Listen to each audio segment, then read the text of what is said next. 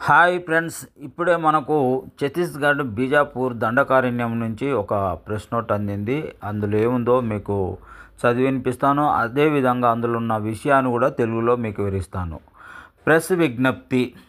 जिला बीजापुर ब्लॉक उसूर आज दिनांक 13/11/2024 बोले तो 13/11/2024 आज को सुबह 8 बजे समय में तुम्मेरगुड़ा से कोंडापल्ली धरना स्थल में जा रहा था।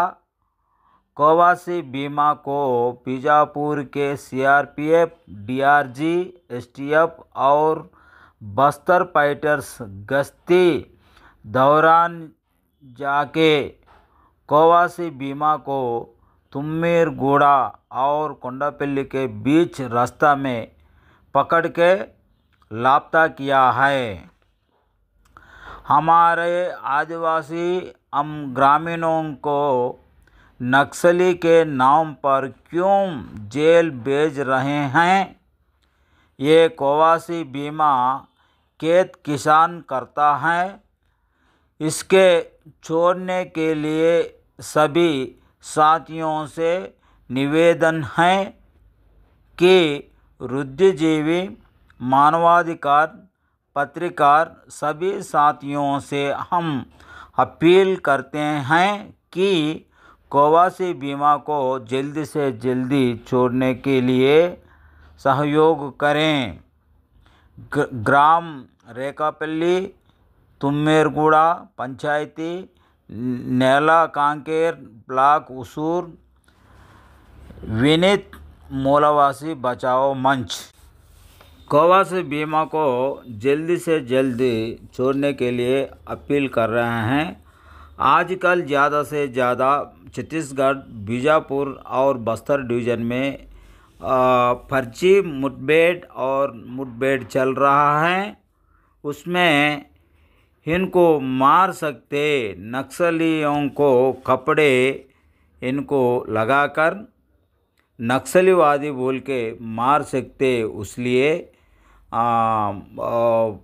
छत्तीसगढ़ सरकार और मुख्यमंत्री विष्णुदेव साय इसके लिए सोच के कोवासी बीमा को छोड़ने के लिए पुलिस अधिकारियों को आदेश करना बोल के आदिवासी लोग और मूलवासी बचाओ मंच अपील कर रहा हैं। ఇక ఇందులో ఉన్న విషయాన్ని నేను తెలుగులో వివరిస్తాను. ఛత్తీస్గఢ్ బీజాపూర్ జిల్లా ఉసూరు బ్లాకు కొండపల్లి గ్రామంలో ఆదివాసులపై జరుగుతున్న మారణకాండను, అదేవిధంగా ఆదివాసులపై జరుగుతున్న పోలీసు వేధింపులను ఆపాలని గత కొంతకాలంగా ధర్నా జరుగుతుంది. ఈ యొక్క ధర్నా కార్యక్రమానికి హాజరవ్వడానికి ఈరోజు ఉదయం 8 గంటలకు బీజాపూర్ జిల్లా ఉసూర్ బ్లాకు తుమ్మేరుగూడ నుండి వెళ్తుండగా గస్తీ తిరుగుతున్న బీజాపూర్ సిఆర్పిఎఫ్, డిఆర్జీ, ఎస్టీఎఫ్ మరియు బస్తర్ ఫైటర్స్ పోలీసు బలగాలకు ఎదురుపడగా కోవాసి బీమాను అదుపులోనికి తీసుకున్నారు. వాళ్ళు ఈ యొక్క కోవాసి బీమాను ఎక్కడ ఉంచింది కూడా చెప్పడం లేదు. అతను ఓ సాధారణ ఆదివాసి రైతు.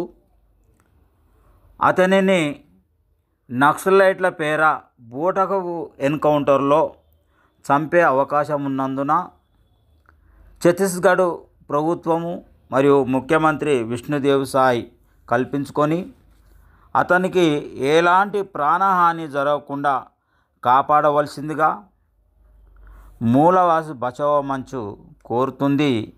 ప్రజలు, ప్రజాస్వామికవాదులు, విద్యార్థులు, మేధావులు అమాయక ఆదివాసీ రైతును కోవాసి బీమాను కాపాడడానికి తమ వంతు సహాయం అందించవలసిందిగా ఈ సందర్భంగా కోరడం జరిగింది.